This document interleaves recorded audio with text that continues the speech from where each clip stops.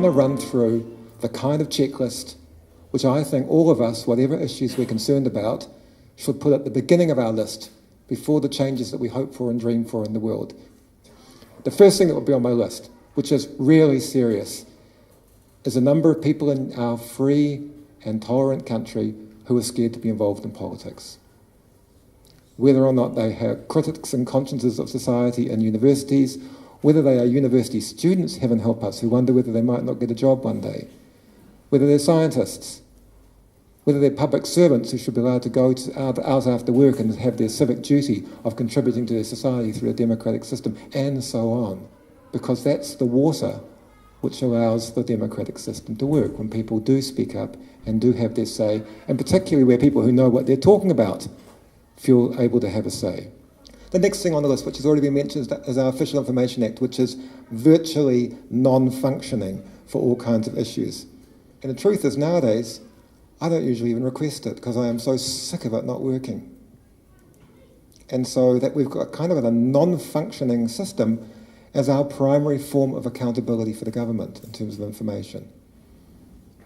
The next thing I would like to put on the list is the complete clogging and contamination of the political waterways by the number of PR people that there are, many of whom are on public salaries.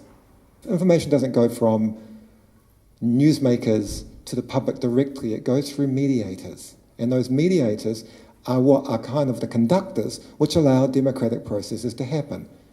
And so, for example, if you're talking about an issue and every commentator says you're wacky and crazy and way out and it's not true, which we get on a lot of economic policy in New Zealand, then the public never hears properly the possibilities or that might have potential or what it could really do.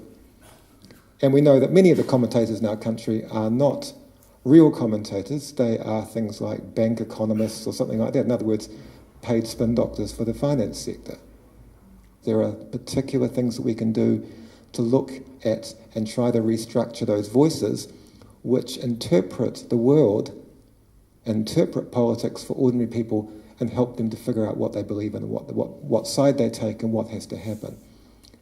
There are just as many intelligent and motivated and socially concerned young people going into jobs as there ever were. In fact, I would argue more than in the past, but they're going into a totally broken and disintegrating system, which means that for most people concerned about most issues, there's nobody to figure out the stories. There's nobody to go beyond the obvious spokespeople to get more of the voices.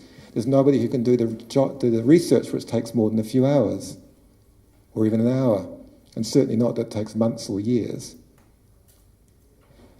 And so that thinness of our political system is kind of most blatant in the disintegrating private model of the news media provision, which, as the first action of any enlightened government, will have to be dealt with.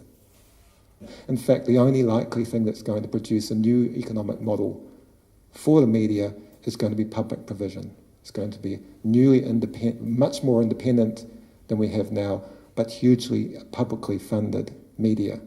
I'm suggesting a checklist of things that we should all regard not as someone else's issues or not something, nice for somebody else, but the rock bottom basis from which, if we hope and dream about any other social change, that we have to be dealing with at the same time, or else we're pushing through treacle and pushing through a swamp of PR and never getting to terms with why it's too difficult to make progress. Kia ora tātou.